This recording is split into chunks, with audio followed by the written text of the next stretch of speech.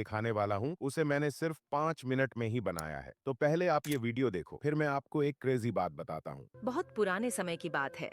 कनकपुर नामक गांव में मुरली नाम का एक गरीब लकड़हारा रहता था। उसकी संपत्ति केवल एक टूटी फूटी कुल्हाड़ी, एक मरियल सा लंगड़ा घोड़ा और एक गधा था।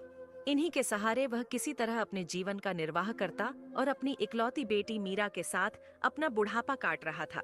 एक दिन उसने लकड़ियों का गट्ठर तैयार किया और अपने घोड़े पर लाद कर बाजार की ओर चल पड़ा।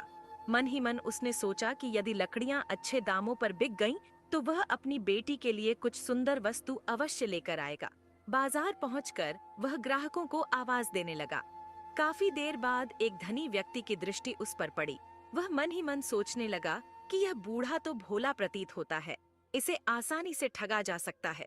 उसने मुरली से लकड़ियां खरीदने का नाटक किया और 2 चांदी के सिक्के उसके हाथ में रख दिए।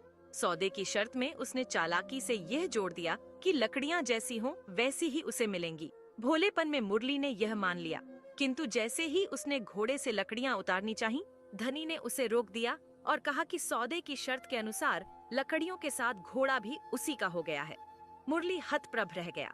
उसने बहुत विनती की, लेकिन धनी ने उसकी एक न सुनी। भीड़ इकट्ठी हुई और मामला सरपंच के पास पहुंचा। सरपंच, जो धनी का मित्र था, उसने भी अन्यायपूर्ण निर्णय सुनाया और कहा कि सौदे की शर्त के अनुसार घोड़े पर अब मुरली का कोई अधिकार नहीं।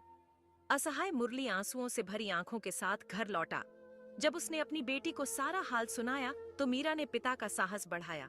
उसने कहा कि भगवान के घर देर है पर अंधेर नहीं। अगले दिन प्रातः मीरा ने स्वयं लकड़ियों का गट्ठर गड्ढे पर लादा और बाजार की ओर चल पड़ी।